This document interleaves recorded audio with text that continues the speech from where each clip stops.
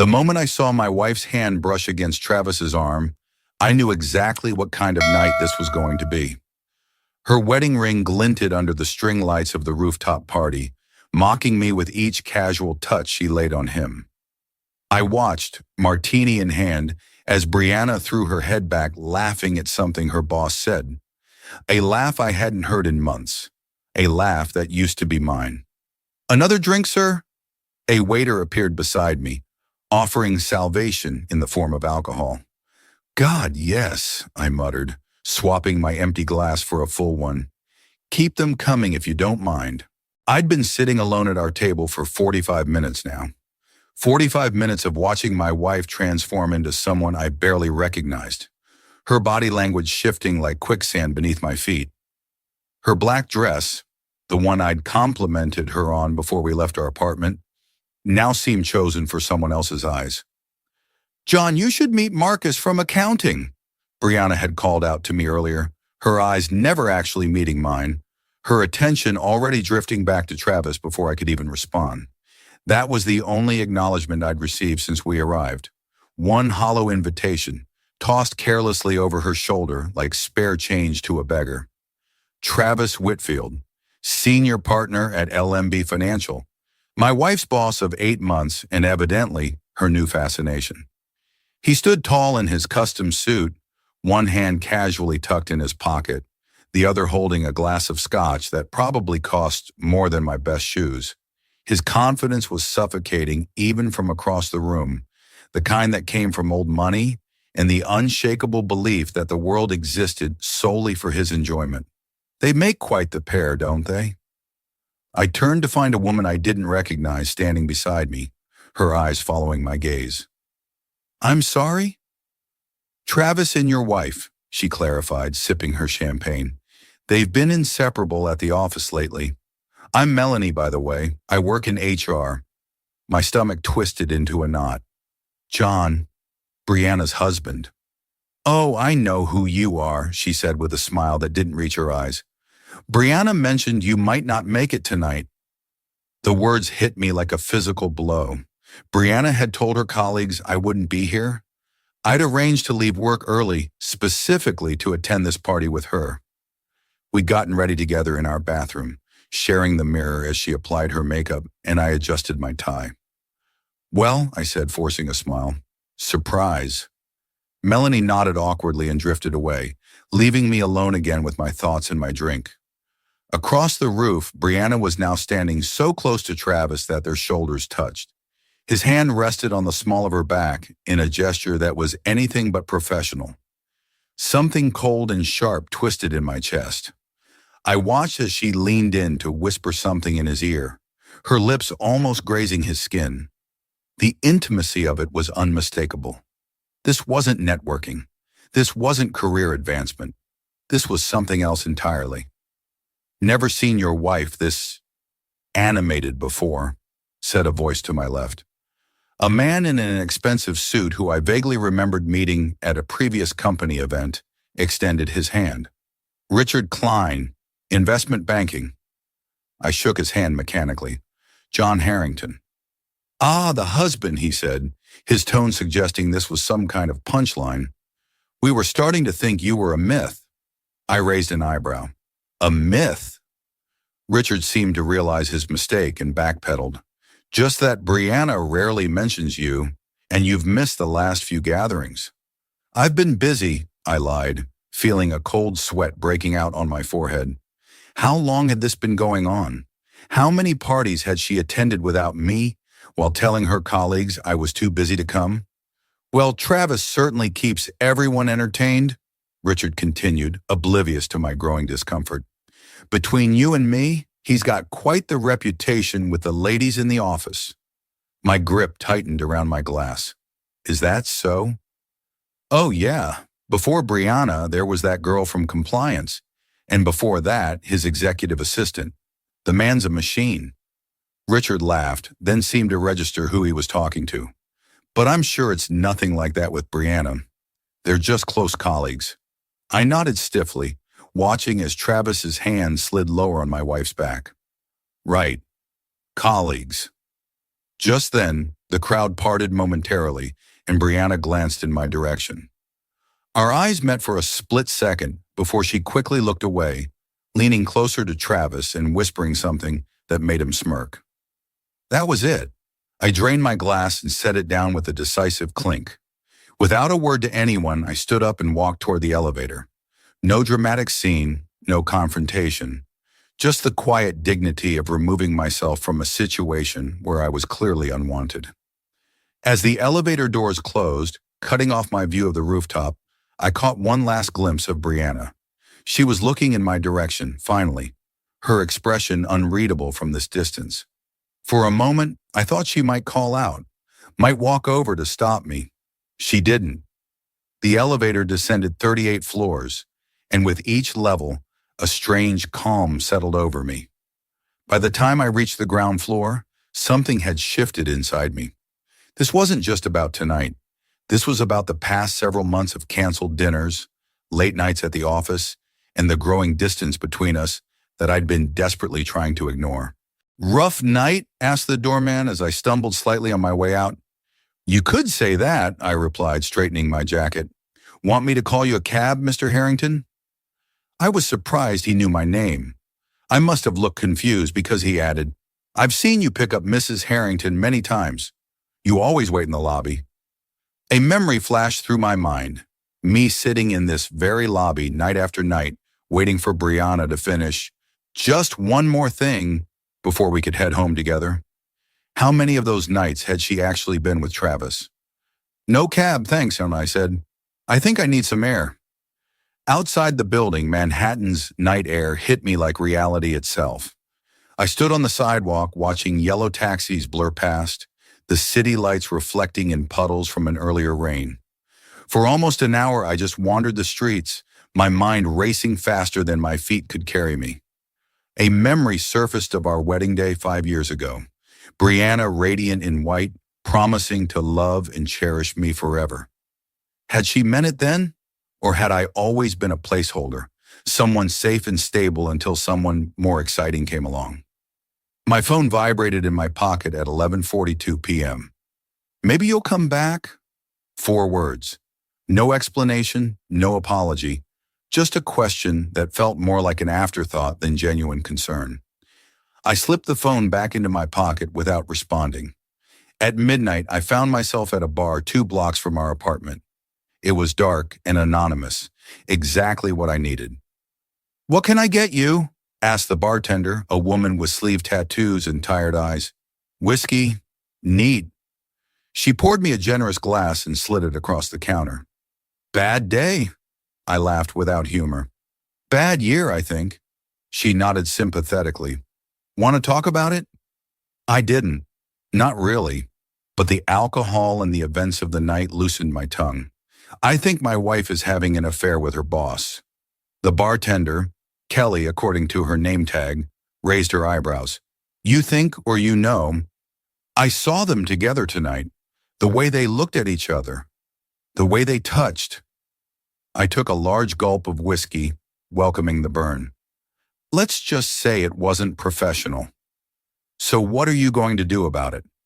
That was the million-dollar question, wasn't it? What was I going to do? "I have no idea," I admitted. Kelly refilled my glass without being asked. "On the house. You look like you need it." By 1:30 a.m., I'd had enough to drink that the edges of my pain had blurred, but not enough to forget. I paid my tab, leaving Kelly a generous tip, and headed home, hoping Brianna would still be at the party when I arrived. No such luck. As I approached our building, a taxi pulled up, and Brianna stepped out. I ducked into a doorway, watching as she paid the driver and entered our building alone. At least Travis hadn't come home with her. I waited 10 minutes before following, giving her time to get upstairs. When I entered our apartment, all the lights were on, but there was no sign of Brianna. "Bree?" I called out, my voice echoing in the empty living room. The bathroom door opened, and she emerged, her face freshly washed, her party dress replaced by a silk robe. "Oh, you're home." "Yeah," I said, slipping off my jacket. "I'm home." She hovered awkwardly in the hallway, not coming closer. Where did you go? You just disappeared from the party. Did you miss me? I asked, unable to keep the bitter edge from my voice. Brianna's expression tightened. What's that supposed to mean? Nothing, I sighed, suddenly too tired for this conversation. It's been a long night. I'm going to bed. I brushed past her toward our bedroom, but she caught my arm. John, wait. What's going on? I turned to face her, searching her eyes for any trace of the woman I'd fallen in love with. You tell me, Brianna, what's going on with you and Travis? Her face paled, but she recovered quickly. Travis, he's my boss. We work together. Is that all? What are you implying? Her voice had an edge to it now, defensive, almost angry. I'm not implying anything. I'm asking you directly if you're having an affair with him. Brianna's laugh was forced. An affair? God, John, you're being ridiculous. Travis is my mentor. He's helping me advance my career. Is that what they're calling it these days? Her eyes narrowed. You're drunk. Yes, I admitted. But I'm not blind. I saw the way you two were together tonight. I saw how you touched him, how you looked at him. You're imagining things. Am I?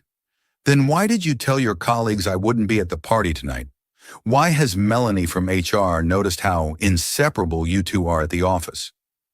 Brianna's expression darkened. You were talking to Melanie. About me?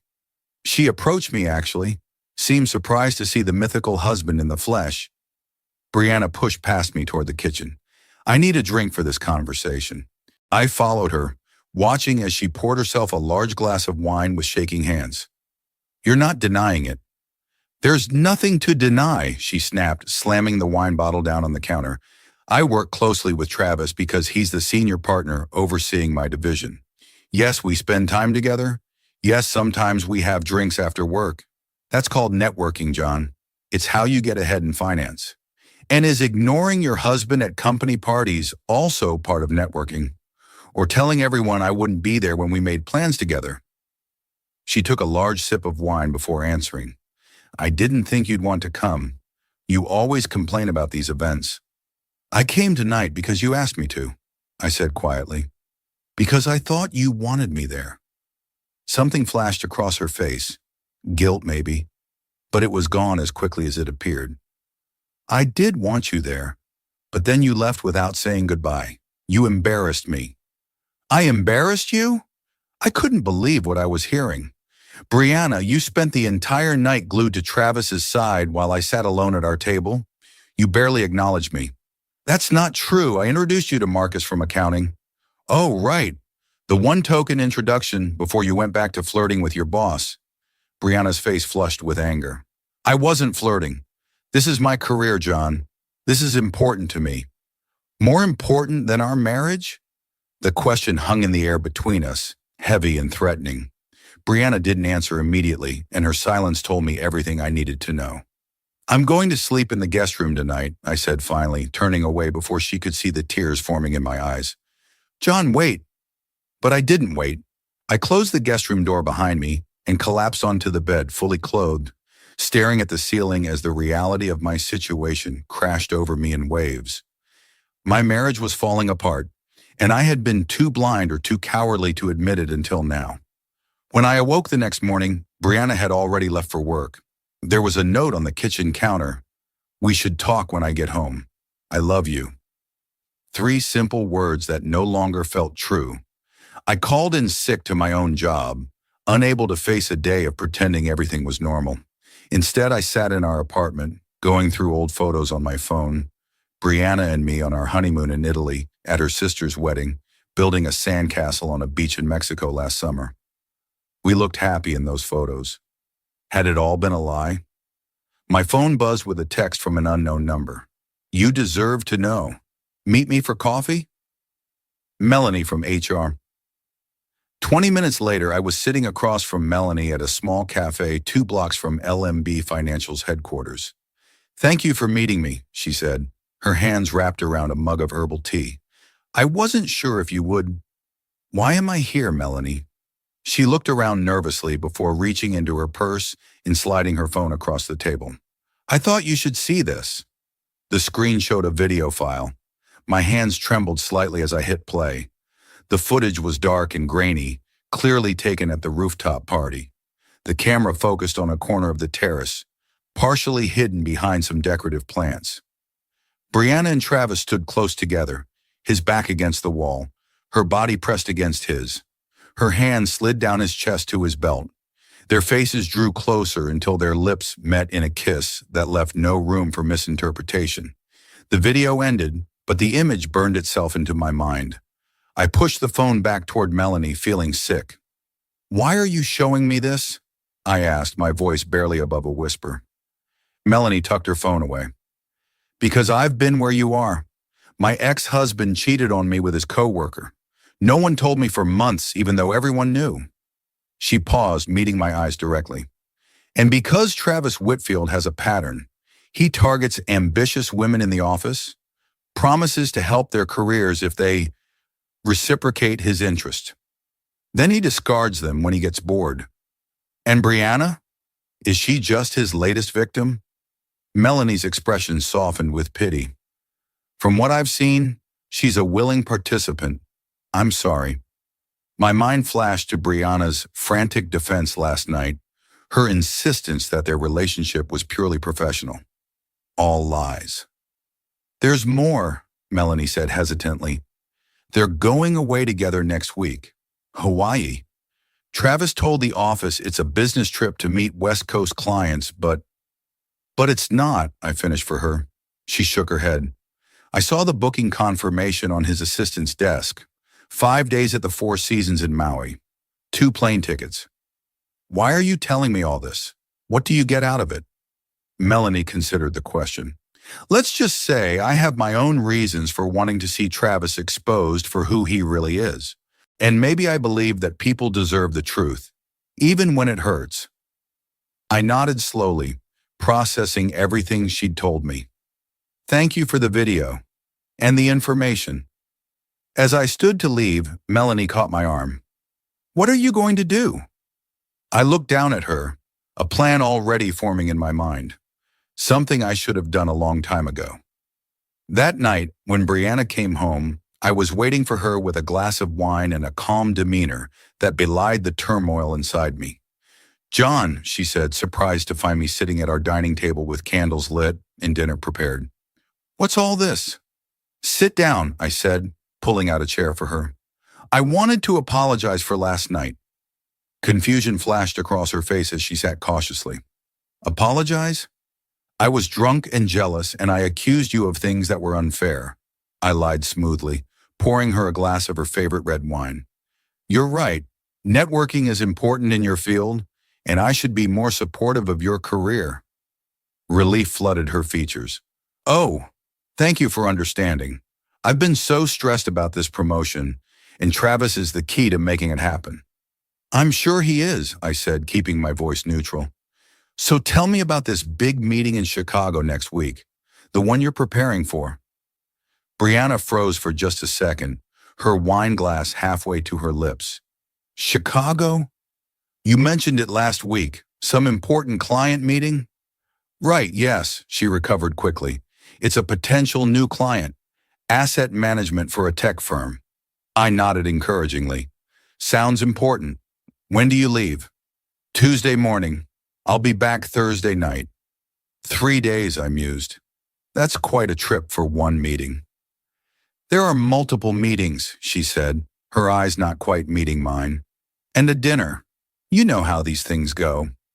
"Of course," I agreed. "Well, I hope it goes well. I'm sure Travis will be a big help." At the mention of his name, a faint blush crept up her neck. "He's not actually coming to this one. It's just me and the team from research." Another lie. I took a sip of my wine to hide my expression. "That's too bad. I know how much you value his guidance." Throughout dinner, I kept the conversation light, asking about her day, sharing anecdotes from my own work. To an outside observer, we would have looked like any normal couple enjoying a meal together. But beneath the surface, every word, every gesture was calculated. After dinner, Brianna seemed to relax, believing our fight was behind us. When she suggested we go to bed early, I agreed, playing the role of the devoted husband one last time. Later, as she slept beside me, I slipped out of bed and went to our shared computer. We'd always known each other's passwords, a transparency that now felt like a cruel joke. I logged into her email, telling myself I just needed confirmation of what I already knew. I found it within minutes. Not a business trip to Chicago, but a 5-day getaway to Maui with Travis. Hotel confirmations, rental car reservations, even a booking for a sunset couples massage. Every detail meticulously planned in an itinerary titled T&B Hawaii 2023. I sat back in my chair, oddly calm. The uncertainty was gone, replaced by the cold clarity of betrayal laid bare. I didn't cry. I didn't break anything. I simply opened my laptop and booked myself a ticket to Maui. The next few days passed in a strange limbo. I played the role of supportive husband, helping Brianna pack for her Chicago trip, asking about her presentations, even driving her to the airport on Tuesday morning. "I'll miss you," she said at the departures terminal, kissing me goodbye. "I'll miss you too," I replied, the words tasting like ash in my mouth. "Good luck with your meetings." I watched her walk through security, pulling her carry-on suitcase, the expensive one I'd bought her for our anniversary last year. Once she was out of sight, I hurried back to my car and drove home to grab my own suitcase. My flight to Maui was leaving in 3 hours. On the plane, I sat next to a honeymooning couple who couldn't keep their hands off each other. The bitter irony wasn't lost on me.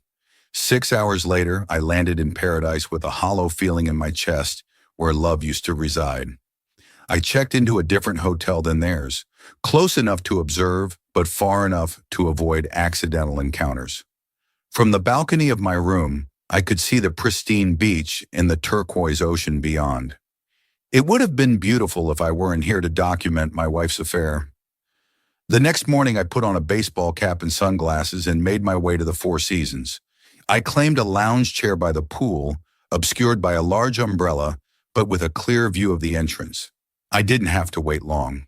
Brianna and Travis emerged just after 10 a.m., both in swimwear, his arm draped possessively around her shoulders.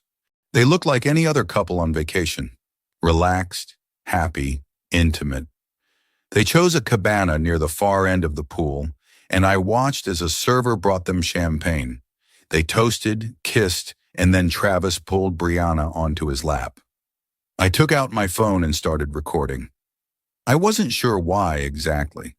Maybe as evidence for the divorce I now knew was inevitable. Or maybe just to confirm to myself that this was really happening, that I wasn't crazy. For 2 days, I followed them at a distance.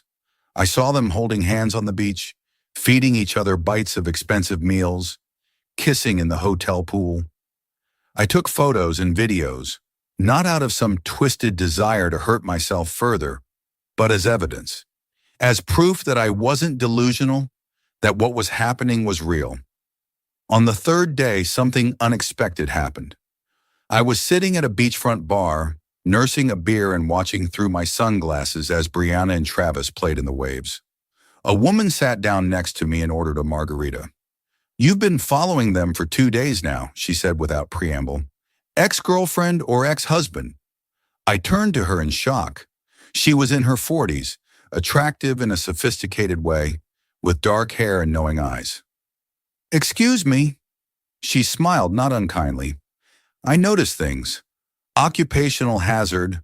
I'm a private investigator. Rebecca Zhao." She handed me a business card.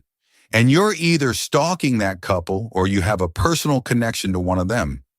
I stared at her, weighing my options. "Husband," I admitted finally. "Current husband, technically." Rebecca nodded, unsurprised. "The blonde or the Ken doll?" Despite everything, I laughed. "The blonde, Brianna, she's supposed to be in Chicago on business. And instead she's here with her boss, Travis Whitfield." Rebecca whistled low. Classic. "So what's your plan? Dramatic confrontation? Teary scene on the beach? Punch him in his perfect jaw?" I shook my head. "No scene. I just needed to see it for myself, to know for sure." "And now you do. So what next?" I'd been asking myself the same question for days. Divorce, I guess. Have you spoken to a lawyer? Not yet. Rebecca sipped her margarita thoughtfully. You should. Today. I've seen this scenario play out hundreds of times. The spouse who moves first has the advantage. I don't want to take her for everything she has, I said. I just want out. Honorable, she commented, but naive. Trust me, protect yourself. She pulled out a notebook and scribbled something. This is the name of a good divorce attorney in New York. Tell him Becca sent you. I took the paper, oddly touched by this stranger's kindness. Thank you. Rebecca stood to leave, then hesitated. One more piece of advice? Whatever you do next, make sure it's for you. Not to hurt her, not to get back at him. Do what brings you peace. After she left, I sat for a long time, considering her words. What would bring me peace? I pulled out my phone and called the lawyer she'd recommended. After a brief consultation, I felt more anchored, more in control. Then I walked to a small shop near my hotel and bought a plain, white envelope and a piece of expensive stationery. On it, I wrote simply, "You're responsible for her now. I wish you luck." I sealed it in the envelope along with my wedding ring and a printed copy of their itinerary from Brianna's email. The next morning, I approached the front desk of the Four Seasons. I have a delivery for Travis Whitfield, I told the concierge. I'd be happy to ensure Mr. Whitfield receives it, sir. Thank you. It's important that he gets it today. My task complete, I checked out of my hotel and headed to the airport. I had a sudden, desperate need to be as far away from this island as possible. On the flight home, I sat next to an elderly couple who had been married for 52 years. The woman noticed my absent wedding ring and the tan line where it had been. Recent? She asked gently. Very. She patted my hand. My Herbert and I almost didn't make it past year 7. He had a wandering eye back then. Herbert, who was reading a book beside her, looked up. Ancient history, Elaine. Not to me, she said with a sniff. I threw him out for 3 months, made him grovel to come back. Best thing she ever did for me, Herbert admitted. Taught me what was really important. I smiled politely, but inside I knew that wouldn't be my story. There would be no groveling, no reconciliation. Some betrayals cut too deep to heal. When I landed in New York, I took a taxi straight to my best friend Mike's apartment rather than going home. I needed a place to stay while I figured out next steps, and Mike had a spare room he used as an office. Holy shit, he said when I explained the situation. Brianna and her boss? Are you sure? I showed him some of the photos I'd taken in Hawaii. His face darkened with anger on my behalf. What a fucking snake, he spat. Both of them. God, John, I'm so sorry. Yeah, well, I shrugged, the emotional numbness that had carried me through the past week finally beginning to crack. At least now I know. You can stay here as long as you need, Mike assured me. But what about when she gets back? Are you going to confront her? There's nothing to confront her about. She knows what she did. I left them a note in Hawaii. Mike's eyes widened.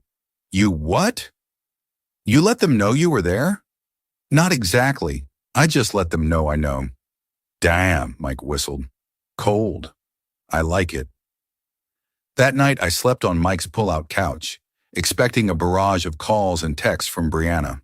There was nothing. Complete silence. Either she hadn't received my message yet, or she was too shocked to respond. The next day, working from Mike's apartment, I began the process of separating my life from Brianna's. I opened a new bank account and transferred half of our joint savings. I called a realtor about listing our apartment. I made an appointment with the divorce attorney Rebecca had recommended. It was almost methodical, this dismantling of 5 years of marriage. Each step should have hurt, but instead I felt a growing sense of liberation. I had been living in a lie for months, perhaps longer. Now at least I was dealing with the truth, however painful it might be. That evening, my phone finally buzzed with a text from Brianna. We need to talk. I'm coming home early. Meet me at the apartment tomorrow at noon. No apology, no explanation, just a command. Typical Brianna, always assuming I would comply with her wishes. For once, I didn't immediately respond. Let her wonder, let her worry. Hours later, I sent back a simple, okay. Mike was concerned about me meeting her alone. What if it's a trap? What if she's trying to set you up somehow? Set me up for what? I asked, confused. She's the one who cheated. I don't know, man. People get weird during divorces. Just be careful. The next day I arrived at our apartment, soon to be just hers or just mine, exactly at noon. Brianna was already there, sitting at the dining table with red-rimmed eyes and a haggard expression. Her usual polished appearance was noticeably absent. Her hair was pulled back in a messy ponytail, and she wore jeans and a sweater instead of her usual professional attire. "John," she said when I walked in, half rising from her chair before sinking back down. "Thank you for coming." I set my keys on the counter. "You wanted to talk. So talk." Her eyes filled with tears. "I don't even know where to begin. How about with the truth?" For once, she flinched at my tone but nodded. "I deserve that. Yes, I've been seeing Travis. It started about 4 months ago. 4 months. Right around the time she'd been promoted to associate director. Right around the time our sex life had dwindled to almost nothing. Right around the time she'd started coming home smelling of unfamiliar cologne. 4 months, I repeated. And the Chicago story? How many other business trips were actually with him? Brianna looked down at her hands. 3. There were 3 trips. And you were planning to continue lying to me indefinitely? Or was there an endgame I wasn't aware of? I don't know, she admitted, her voice small. I didn't think that far ahead. It just happened. I laughed bitterly. It just happened? For 4 months? Multiple times? Including a planned vacation to Hawaii? That's not something that just happens, Brianna. That's a deliberate series of choices you made. Tears spilled down her cheeks now. I know it was wrong. I got caught up in the excitement, in the attention. Travis made me feel special, desired.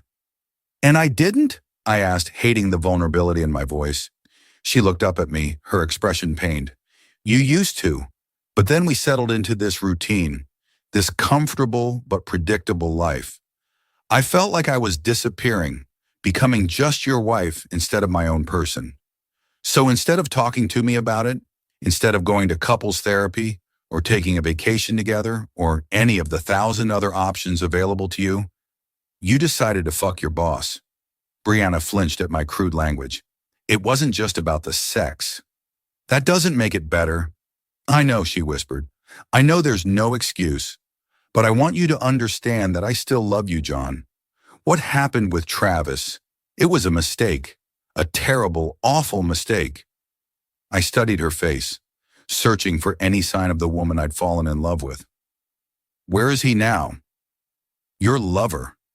Brianna's expression hardened slightly. I ended things with him after I got your note, after I realized what I was throwing away. How romantic, I said sarcastically. And he was okay with that? Just let you go without a fight? Something flickered across her face. Pain, anger, embarrassment. He wasn't as invested as I was. When I told him I wanted to try to save my marriage, he said he understood, that it had been fun while it lasted. So Travis had already moved on, discarding Brianna just as Melanie had predicted he would. Under different circumstances, I might have felt satisfaction or even pity. Now I felt nothing. What do you want from me, Brianna? I asked tiredly. Forgiveness? Reconciliation? Because I have to tell you, I don't think I have either of those to give right now. I want a chance, she said, reaching across the table for my hand. I pulled back before she could touch me. I want us to try to work through this, to rebuild. I'll do whatever it takes. Therapy, complete transparency, anything. I considered her offer for a long moment. Could we move past this? Could I ever look at her without seeing her in Travis's arms? Could I ever trust her again? I need time, I said finally. I can't make that decision right now. Relief washed over her face. It wasn't a no, which clearly was what she'd been expecting. Take all the time you need. I'll wait. I'll prove to you that you can trust me again. I stood up, suddenly exhausted by the entire conversation. I'm staying at Mike's for now. I'll have my lawyer contact you about the next steps. Lawyer? Her voice rose in panic. John, please don't do anything hasty. Hasty? I echoed incredulously. Brianna, you've been cheating on me for a third of a year. I think I'm entitled to protect myself legally while I decide what I want. Of course, she backpedaled quickly. You're right. I don't want this to get ugly. Too late for that, I said, heading for the door. I'll be in touch. Back at Mike's apartment, I collapsed onto the couch, emotionally drained from the confrontation. Mike handed me a beer without asking and sat beside me. How'd it go? About as well as could be expected, I sighed. She wants to try again. Says she ended things with Travis. And do you want to try again? I took a long pull of my beer before answering. I don't know. Part of me says run and never look back. But another part still loves her, Mike finished for me. Pathetic, right? Human, he corrected. But whatever you decide, make sure it's because it's what you want, not because you're afraid of starting over. Over the next 2 weeks, I maintained minimal contact with Brianna. She texted daily, sometimes apologies, sometimes reminiscences about happy times in our marriage, sometimes mundane updates about her day. I responded politely but briefly, maintaining emotional distance while I sorted through my feelings. I moved into a small sublet apartment, needing space that was my own, away from both Brianna and Mike's well-intentioned, but sometimes suffocating concern. The place was spartanly furnished and in a neighborhood I'd never spent much time in, which suited me fine. Everything felt temporary, transitional. My lawyer, Daniel Rossi, was a sharp-eyed man in his 50s who specialized in high-conflict divorces. Your case is actually quite straightforward, he told me during our second meeting. New York is a no-fault state, but the evidence of infidelity gives us leverage if we need it. I don't want to destroy her, I clarified. I just want a fair split and a clean break. Daniel nodded approvingly. That's refreshingly mature. Most clients in your position want blood. 3 weeks after the confrontation at our apartment, I agreed to meet Brianna for dinner. Neutral territory, a small Italian restaurant we'd never been to together. She was already there when I arrived, nursing a glass of white wine and looking nervous. Thank you for coming, she said as I sat down across from her. She looked better than she had during our last meeting, more pulled together, some of her usual confidence returning. But there was still a fragility to her that I wasn't used to seeing. How have you been? I asked, ordering a scotch from the hovering waiter. Lonely, she admitted. The apartment feels empty without you. I've been staying with my sister some nights. I nodded, not sure what to say to that. I found a sublet. It's not much, but it works for now. An awkward silence fell between us. 5 years of intimacy suddenly evaporated, leaving 2 strangers in its wake. I've been seeing a therapist, Brianna said eventually. Twice a week. It's helping me understand why I did what I did. Not excusing it, just understanding it. That's good, I said neutrally. I'm glad you're getting help. What about you? Have you thought any more about us? I took a sip of my scotch, buying time. I have. I've thought about almost nothing else. Hope flared in her eyes. And I think we should proceed with the divorce. The hope died, replaced by desperate panic. John, please. I know I made a terrible mistake, but everyone deserves a second chance. Maybe, I conceded, but I'm not sure I have it in me to give you one. Every time I close my eyes, I see you with him. Every time you're late coming home or don't answer your phone, I'll wonder who you're with. That's not a marriage, Brianna. That's a prison for both of us. Tears welled in her eyes. So that's it? 5 years together, just over. You ended it, I said gently. Not me. The moment you decided to betray our vows, You made this choice for both of us." She wiped at her tears angrily. "I made a mistake, a horrible, stupid mistake that I will regret for the rest of my life. But I still love you, John. I still believe we could be happy together." "I loved you too," I said, the past tense, deliberate and painful. "But love isn't enough without trust, and I don't think I can ever trust you again." Brianna's shoulders slumped in defeat. For a long moment she said nothing, just stared into her wine glass, as if it held answers I wasn't willing to give her. "If that's your final decision," she said eventually, her voice hollow, "then I won't fight you on the divorce. You deserve to be happy, even if it's not with me." Relief and sadness washed over me in equal measure. "Thank you." We finished our meal in near silence, the weight of our failed marriage hanging heavy between us. At the end, as we stood awkwardly on the sidewalk outside, Brianna reached out and touched my cheek gently. "I really did love you. You know, I still do." I stepped back from her touch. "I know, but sometimes love isn't enough." The divorce proceedings were surprisingly civil. Brianna didn't contest anything, agreeing to my terms without argument. We divided our assets, sold our apartment, and within 6 weeks, 7 years of marriage were legally dissolved. She moved in with her sister temporarily. I stayed in my sublet and tried to remember who I was before I became half of John and Brianna. The first months were the hardest. I'd wake up reaching for her, only to find cold sheets beside me. I'd pick up my phone to text her about something funny or interesting, only to remember we didn't do that anymore.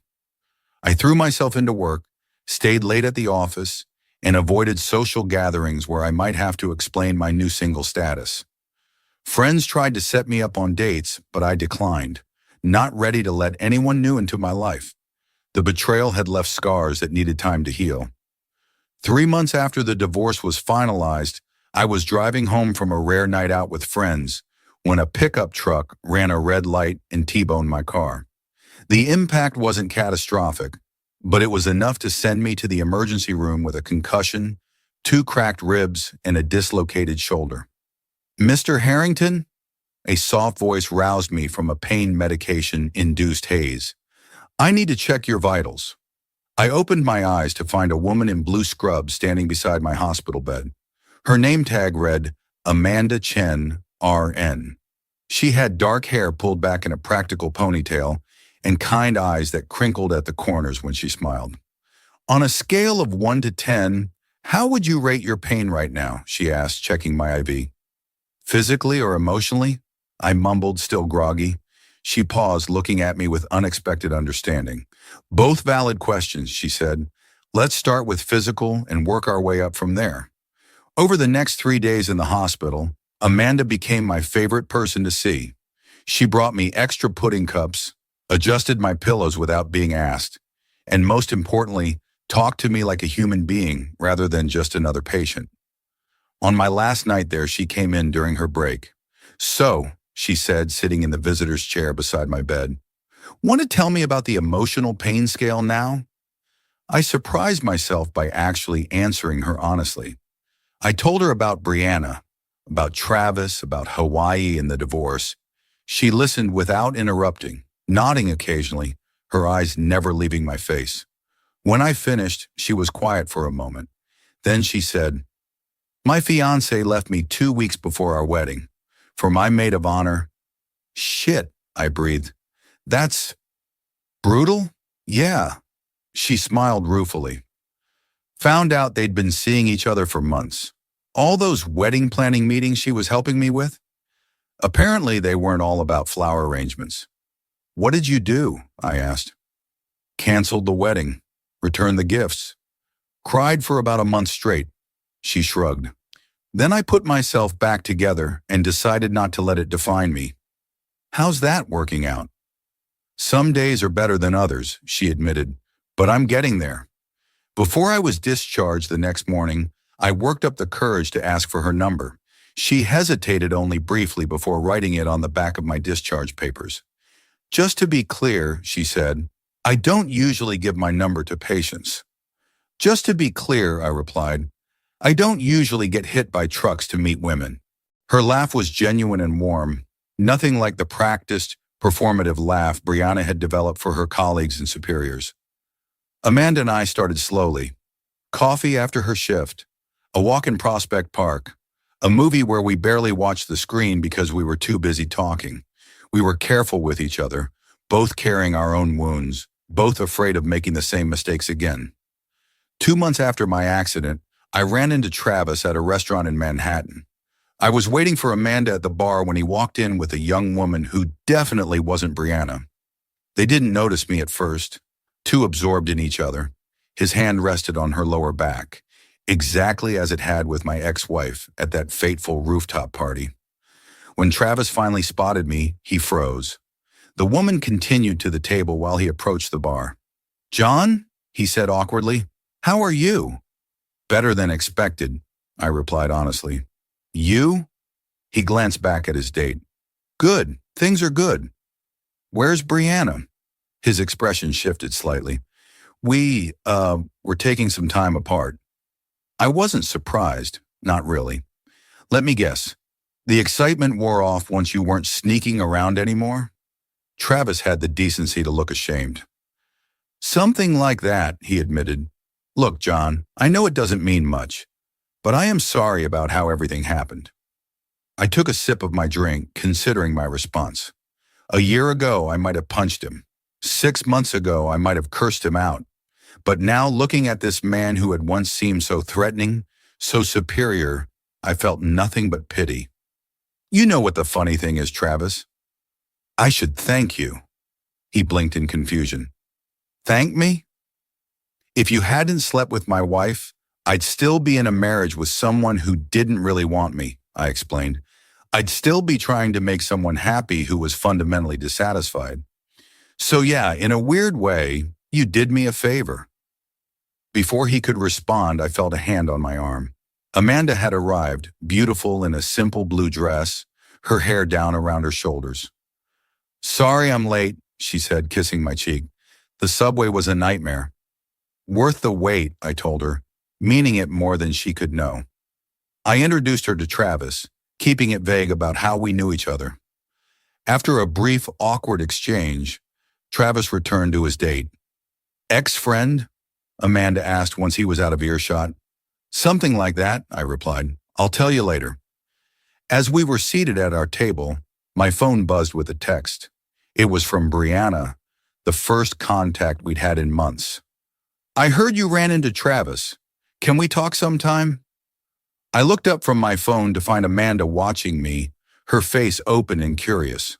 There was no manipulation there, no hidden agenda, just genuine interest and affection. I turned my phone off and put it away without responding. "Everything okay?" Amanda asked. "Everything is exactly as it should be," I told her, reaching across the table to take her hand. Later that night, as Amanda slept beside me in my apartment, I thought about the strange, painful journey that had led me here. The humiliation, the betrayal, the loneliness, all of it had been necessary to bring me to this moment. I'd learned that sometimes when something breaks beyond repair, the only option is to build something new from the scattered pieces. Not a replica of what was lost, but something entirely different, something possibly better. 3 weeks later, I received a final text from Brianna. "Travis is engaged to his secretary. Guess I wasn't so special after all." I didn't respond, but I felt a sense of closure wash over me. Whatever karmic debt had existed between us was now settled. Brianna had sought excitement and found heartbreak. I had sought loyalty and eventually found peace. As for Travis, well, some people never learn. Some people keep chasing the next thrill, the next conquest, never realizing that true satisfaction comes from building something meaningful, not from destroying what others have built. Amanda stirred beside me, reaching out in her sleep until her hand found mine. I squeezed it gently, reassuring her that I was there, that I would be there tomorrow and the day after that, for as long as she would have me. In the quiet darkness of my bedroom, with the city lights filtering through the blinds, I finally understood what had happened at that rooftop party a year ago. I hadn't lost anything worth keeping. I had simply been set free.